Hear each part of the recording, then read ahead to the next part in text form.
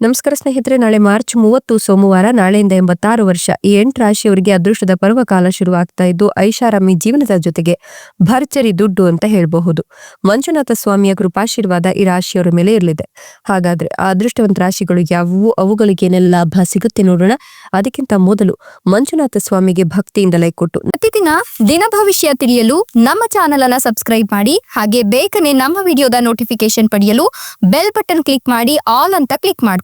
ಇನ್ನು ನಿಮ್ಮ ಜೀವನದ ಸಕಲ ಸಮಸ್ಯೆಗಳಾದಂತಹ ಸತಿಪತಿ ಕಲಹ, ಪ್ರೀತಿಯಲ್ಲಿ ಮೋಸ, ಭೂಮಿ ವಿಚಾರ, ಕೋರ್ಟ್ ಕೇಸ್, ವ್ಯಾಪಾರ, ಹಣಕಾಸಿನ ತೊಂದರೆ, ಸಾಲಬಾಧೆ, ಸ್ತ್ರೀಯರ ಗುಪ್ತ ಸಮಸ್ಯೆ, ಹೀಗೆ ಹಲವಾರು ಸಮಸ್ಯೆಗಳಿಗೆ ಶಾಶ್ವತ ಪರಿಹಾರ ಮಾಡಿಕೊಡ್ತಾರೆ. ಡಿಸ್ಪ್ಲೇ ಮೇಲೆ ಕಾಣ್ತಕ್ಕಂಥ ಗುರೂಜಿ ನಂಬರ್ಗೆ ಒಮ್ಮೆ ಕರೆ ಮಾಡಿ ನೋಡಿ. ಹೌದು, ನಾಳಿನ ಮಾರ್ಚ್ 30 ಸೋಮವಾರದಿಂದ ಈ ರಾಶಿಯವರ ಅದೃಷ್ಟ ಬದಲಾಗ್ತಿದೆ ಅಂತ ಹೇಳಬಹುದು.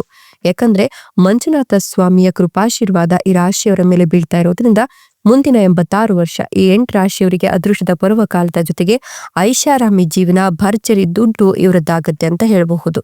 ಇವರು ಮಾಡ್ತಕ್ಕಂಥ ಪ್ರತಿಯೊಂದು ಕೆಲಸ ಕಾರ್ಯಗಳಲ್ಲೂ ಕೂಡ ಇವರು ಯಶಸ್ಸನ್ನ ಕಾಣ್ತಾ ಹೋಗ್ತಾರೆ. ಸಾಕಷ್ಟು ನೆಮ್ಮದಿಯುತ ಜೀವನ ಇವರದ್ದಾಗ್ತಾ ಹೋಗುತ್ತೆ. ಬ್ಯಾಂಕ್ ಬ್ಯಾಲೆನ್ಸ್ ಕೂಡ ಅತಿ ವೇಗವಾಗಿ ಹೆಚ್ಚಾಗ್ತಾ ಹೋಗುತ್ತೆ. ಪಾಲುದಾರಿಕೆಯಲ್ಲಿ ಉತ್ತಮ ಫಲ ಸಿಗುತ್ತೆ. ಹೊಸ ವ್ಯಕ್ತಿಗಳ ಪರಿಚಯದಿಂದ ಇವರು ಲಾಭವನ್ನ ಕಾಣ್ತಾರೆ. ಆಸ್ತಿ ವಿವಾದ, ಕೋರ್ಟ್ ಮೆಟ್ಟಿಲೇರಿದ್ರೆ ಅದರಲ್ಲೂ ಕೂಡ ನೀವು ಲಾಭವನ್ನ ಕಾಣ್ತೀರಾ. ನೀವು ಮಾಡ್ತಕ್ಕಂಥ ಉದ್ಯೋಗದಲ್ಲಿ ಸಾಕಷ್ಟು ಜಾಗೃತಿಯನ್ನ ವಹಿಸಬೇಕಾಗತ್ತೆ. ಕೃಷಿ ಕ್ಷೇತ್ರದಲ್ಲಿ ಇರ್ತಕ್ಕಂಥವರಿಗೆ ಅದೃಷ್ಟ ಪ್ರಾಪ್ತಿಯಾಗ್ತಾ ಇದ್ದು ವಿದೇಶಿ ಸಂಬಂಧಿತ ಕಾರ್ಯಗಳಲ್ಲಿ ಪ್ರಗತಿಯನ್ನ ಕಾಣ್ತಾರೆ. ಕುಟುಂಬದಲ್ಲಿ ದೇವತಾ ಕಾರ್ಯಗಳಿಂದ ಮನೆಯಲ್ಲಿ ಸಕಾರಾತ್ಮಕ ಫಲಿತಾಂಶ ಹಾಗೆ ಶಾಂತಿ ನೆಲೆಸುತ್ತೆ. ಬ್ಯಾಂಕ್ನಲ್ಲಿ ಕೆಲಸ ಮಾಡ್ತಕ್ಕಂಥ ಜನರಿಗೆ ಈ ಒಂದು ಸಂದರ್ಭ ಶುಭ ಸಂದರ್ಭ ಅಂತ ಹೇಳಬಹುದು. ತಾಂತ್ರಿಕ ಕ್ಷೇತ್ರದ ಉದ್ಯೋಗಿಗಳಿಗೆ ಉತ್ತಮ ಸಮಯ ಇದಾಗಿದ್ದು ಸಹಾಯದಿಂದ ನಿಮ್ಗೆ ಸಾಕಷ್ಟು ಲಾಭವನ್ನ ನೀವು ಕಾಣ್ತಾ ಹೋಗ್ತೀರಾ ಅಂತ ಹೇಳಬಹುದು. ಎಷ್ಟು ದಿನ ಅನುಭವಿಸಿದಂತಹ ಒಂದಷ್ಟು ಕಷ್ಟ ನಷ್ಟಗಳಿಗೆ ಈಗ ಬೆಲೆ ಸಿಗ್ತಾ ಹೋಗುತ್ತೆ. ಅಷ್ಟೈಶ್ವರ್ಯ ಪ್ರಾಪ್ತಿಯಾಗುತ್ತೆ ಅಂತ ಹೇಳಬಹುದು. ಇದೆಲ್ಲದರ ಜೊತೆಗೆ ನೀವು ಈ ಸಂದರ್ಭದಲ್ಲಿ ಅದೃಷ್ಟದ ಸಂಪೂರ್ಣ ಬೆಂಬಲವನ್ನ ಕೂಡ ಪಡೆಯೋದ್ರಿಂದ ಹಣ, ಭೋಗ, ವಿಲಾಸದ ಜೀವನ ನಿಮ್ದಾಗ್ತಾ ಹೋಗುತ್ತೆ. ಸಂಪೂರ್ಣವಾಗಿ ನೀವು ಸುಖ ಸಮೃದ್ಧಿಯಲ್ಲಿ ವೃದ್ಧಿಯನ್ನ ಕಾಣ್ತಾ ಹೋಗ್ತೀರಾ. ವ್ಯಕ್ತಿತ್ವದಲ್ಲಿ ಸಾಕಷ್ಟು ಸುಧಾರಣೆಯಾಗತ್ತೆ. ಜೊತೆಗೆ ನೀವು ಶುಭ ಮತ್ತು ಸಕಾರಾತ್ಮಕ ಫಲಿತಾಂಶಗಳನ್ನ ನಿಮ್ಮ ಜೀವನದಲ್ಲಿ ಕಾಣ್ತಾ ಹೋಗ್ತೀರಾ. ಯಶಸ್ಸನ್ನ ಗಳಿಸ್ತೀರಾ. ಈ ಅವಧಿಯಲ್ಲಿ ವೃತ್ತಿ ಜೀವನಕ್ಕೆ ಸಂಬಂಧಿಸಿದಂತೆ ಸಾಕಷ್ಟು ಶುಭ ಫಲಗಳು ಪ್ರಾಪ್ತಿಯಾಗ್ತದೆ. ಸ್ಪರ್ಧಾತ್ಮಕ ಪರೀಕ್ಷೆಯಲ್ಲಿ ಯಶಸ್ಸನ್ನ ಗಳಿಸಲು ಉತ್ತಮ ಮಾರ್ಗಗಳು ಗೋಚರಿಸುತ್ತೆ. ನೀವು ಮಾಡ್ತಕ್ಕಂಥ ಯೋಗಗಳು ನಿಮ್ಮ ಆರ್ಥಿಕ ಅಭಿವೃದ್ಧಿಗೆ ಕಾರಣವಾಗ್ತಾ ಹೋಗುತ್ತೆ.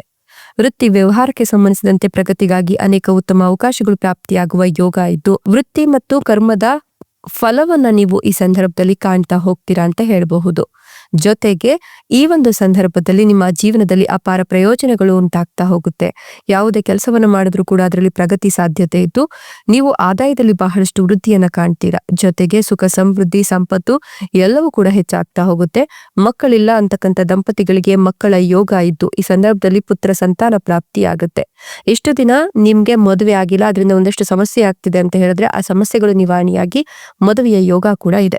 ಇಷ್ಟೆಲ್ಲ ಲಾಭ ಮತ್ತು ಅದೃಷ್ಟವನ್ನು ಪಡೆದಿರ್ತಕ್ಕಂಥ ಅದೃಷ್ಟವಂತ ರಾಶಿಗಳು ಯಾವುವು ಅಂದ್ರೆ ಮಿಥುನ ರಾಶಿ, ಕನ್ಯಾ ರಾಶಿ, ಮೇಷ ರಾಶಿ, ಸಿಂಹ ರಾಶಿ, ವೃಶ್ಚಿಕ ರಾಶಿ, ಧನುರ್ ರಾಶಿ, ತುಲಾ ರಾಶಿ, ಕೊನೆಯದಾಗಿ ವೃಶ್ಚಿಕ ರಾಶಿ. ಇವುಗಳಲ್ಲಿ ನಿಮ್ಮ ರಾಶಿ ಇದ್ದರೂ ಇಲ್ಲದಿದ್ದರೂ ಭಕ್ತಿಯಿಂದ ಓಂ ನಮೋ ಮಂಜುನಾಥಾಯ ಅಂತ ಕಮೆಂಟ್ ಮಾಡಿ. ಧನ್ಯವಾದಗಳು.